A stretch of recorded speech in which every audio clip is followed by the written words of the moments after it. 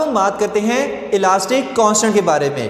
तो एक्सपेरिमेंट से ये रिवील्ड हुआ है कि जितने हम किसी मटेरियल पर, किसी सॉलिड पर स्ट्रेस अप्लाई करते हैं उतनी ज़्यादा उसमें स्ट्रेन भी आती है, बशर्ती के जो फोर्स है वो बहुत ज़्यादा ना हो। ठीक है, मतलब कि अगर एक रबर है हमारे पास, मैं उसको ऐसे खींच रहा हूँ तो उसकी लेंथ में चेंज आ रहा है, और डेल एल बाई एल क्या होता है, स्ट्रेन ही तो होता है, यानी कि स्ट्रेस अप्लाई करने से स्ट्रेन इंक्रीज हुई। मैं और स्ट्रेस अप्लाई करूंगा तो और स्ट्रेन इंक्रीज होगी, मैं और स्ट्रेस अप्लाई करूंगा तो और स्ट्रेन इंक्रीज होगी, मतलब चेंज इन लेंथ और ज़्यादा आएगी रबर के अंदर।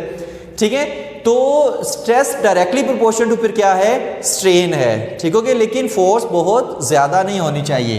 तो हम लिख सकते हैं, ये हुक्स लॉ था, हुक्स लॉ था, और उसने हमें क्या कहा था कि स्ट्रेस डायरेक्टली प्रोपोर्शन है स्ट्रेन के, स्ट्रेस डायरेक्टली प्रोपोर्शन है स्ट्रेन के। ठीक हो गया। अब स्ट्रेस डायरेक्टली प्रोपोर्शन है स्ट्रेन के, तो जब डायरेक्टली प्रोपोर्शन का साइन खत्म होता है तो दो चीजें होती है, एक इज इक्वल टू का साइन आता है और साथ में कांस्टेंट आता है। यहां पर जो कांस्टेंट आएगा वो ई आएगा। अब ई क्या है, ई को हम कहते हैं modulus of elasticity, modulus of elasticity. ठीक है, ई को हम क्या कहते हैं, मॉडुलस ऑफ इलास्टिसिटी, और ये होता है कांस्टेंट है। अच्छा, मॉडुलस ऑफ इलास्टिसिटी क्या होता है कि जो स्ट्रेस ओवर स्ट्रेन रेशियो होती है, स्ट्रेस ओवर स्ट्रेन रेशियो होती है, उसी को हम क्या कहते हैं, मॉडुलस ऑफ इलास्टिसिटी। ई को इधर रहने दें, स्ट्रेन को नीचे आके डिवाइड कर दें। ठीक है, तो स्ट्रेस टू स्ट्रेन रेशियो यही हमारे पास क्या होती है, मॉडुलस ऑफ इलास्टिसिटी होती है। ठीक है, कि स्ट्रेस अप्लाई करने की वजह से कितनी स्ट्रेन आई है, तो इसकी रेशियो क्या होती है, मॉडुलस ऑफ इलास्टिसिटी, और ये कांस्टेंट होती है। कांस्टेंट कितनी किस तरह से होती है, देखिए अगर मैंने स्ट्रेस अप्लाई की 2 तक, उसमें स्ट्रेन प्रोड्यूस हुई 2, ऐसे ही है, तो आंसर आया 1। लेकिन अगर मैंने स्ट्रेस अप्लाई की 4, तो स्ट्रेन भी 4 हमारे पास प्रोड्यूस हुई, फिर आंसर आया 1। ठीक है, तो ये स्ट्रेस बढ़ाने से हमारे पास जो मॉडुलस ऑफ इलास्टिसिटी है ये कांस्टेंट है। ठीक है, ये स्ट्रेस बढ़ाने से इस पर कोई असर नहीं पड़ता। ठीक हो गया, ये भी चीज़ है याद रखनी है। तो स्ट्रेस बढ़ाने से इस पर कोई असर नहीं पड़ेगा, स्ट्रेस टू स्ट्रेन रेशियो ये हमेशा सेम रहेगी। अब नेक्स्ट बात इसमें करते हैं कि इसकी यूनिट क्या होती है। देखिए, स्ट्रेन की कोई यूनिट नहीं होती, नो यूनिट, ये हम पहले पढ़ के आ चुके हैं, क्योंकि ये एक रेशियो है, इसकी कोई यूनिट नहीं है। स्ट्रेस की यूनिट क्या होती है, न्यूटन पर मीटर स्क्वायर, जिसको हम पास्कल भी कहते हैं।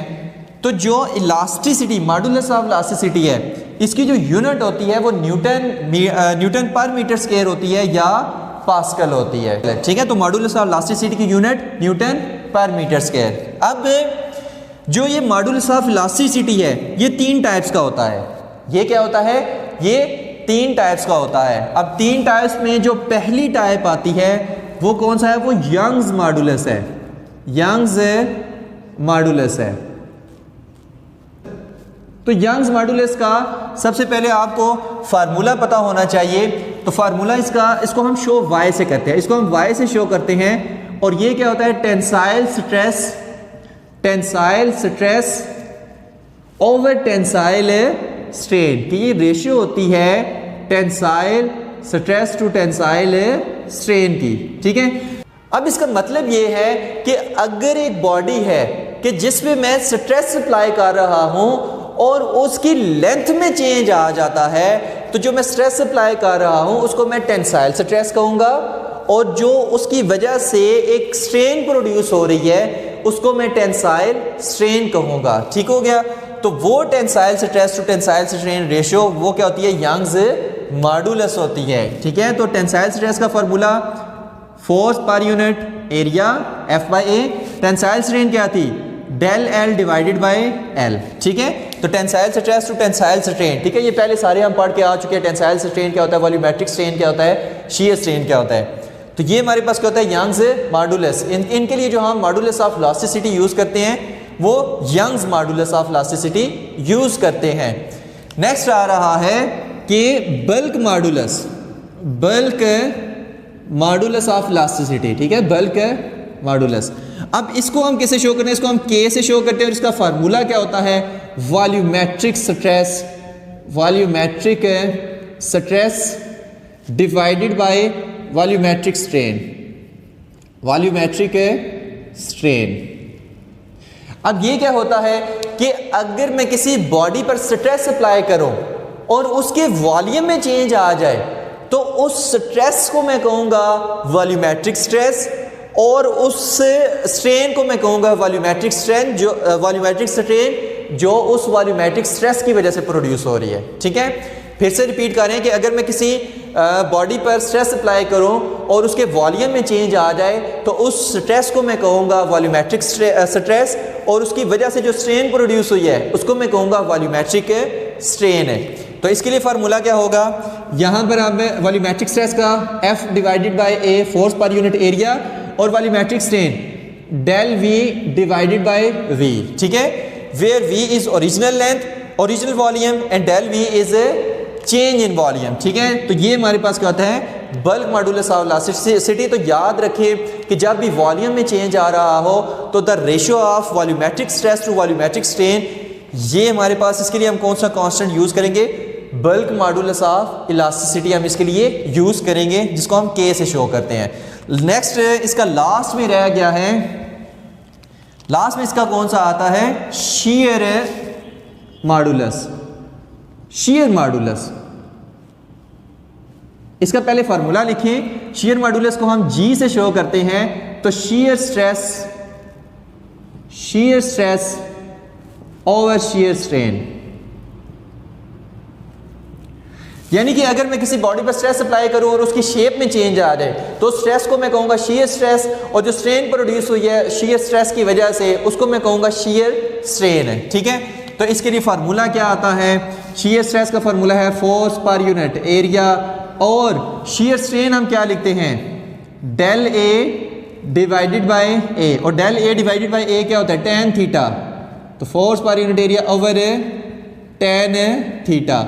ठीक है, तो shear stress to shear strain, ये हमारे पास क्या आता है, इसके लिए जो हम मॉडुलस ऑफ इलास्टिसिटी यूज करते हैं वो shear modulus of elasticity use करते हैं। अब आखिर में बात करते हैं एक MCQs की जो अक्सर आ जाता है, कॉन्सेप्ट के लिए भी है ये, कि इलास्टिसिटी किसकी ज़्यादा होती है, इलास्टिसिटी किसकी ज़्यादा होती है, रबर की ज़्यादा होती है या फिर स्टील की ज़्यादा होती है।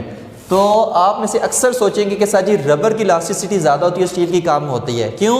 क्योंकि इलास्टिसिटी पढ़ चुके हैं, the ability of a body to regain its original position is called elasticity. तो सर जब हम रबर को ऐसे खींचते हैं और जब उसको छोड़ते हैं तो वो एकदम से भाग के अपनी ओरिजिनल पोजीशन पर जाता है, तो उसकी इलास्टिसिटी ज़्यादा है, लेकिन ऐसा नहीं है। इलास्टिसिटी जो है वो स्टील की ज़्यादा है। ठीक है, MCQs में अगर आ जाए तो आपने स्टील का ऑप्शन लगाना है। क्यों? क्योंकि स्टील में स्ट्रेन जो है, स्ट्रेन कम प्रोड्यूस होती है, स्ट्रेन कम प्रोड्यूस होती है, तो इलास्टिसिटी उसकी क्या होगी, मॉडुलस ऑफ इलास्टिसिटी क्या होती है, ज़्यादा हो जाती है। ठीक है, और एक तो ये वजह होगी, एक ये भी वजह है कि जब हम स्टील की हम उसकी लेंथ को चेंज करते हैं, ठीक है, स्टील में हम डीफॉर्मेशन लाते हैं, तो जब उसको हम छोड़ते हैं तो उसमें रबर से ज़्यादा एबिलिटी होती है कि वो वापस अपने एकदम से पोजीशन पर चला जाए। ठीक है, वापस अपने इनिशियल पोजीशन पर चला जाए, तो उसमें रबर से ज़्यादा होती है। जब हम उसकी ऐसी लेंथ को चेंज करते हैं तो वो एकदम से वापस रबर से जल्दी जाता है, उसमें ज़्यादा एबिलिटी होती है अपनी ओरिजिनल पोजीशन रीगेन करने की। ठीक हो गया, तो इस वजह से स्टील जो है वो ज़्यादा इलास्टिक होता है एज़ कम्पेयर टू रबर। ठीक है, तो ये था हमारा आज का लेक्चर। होप्स हो कि आपको सारा समझ आ गया होगा। Thank you very much. अल्लाह हाफिज़।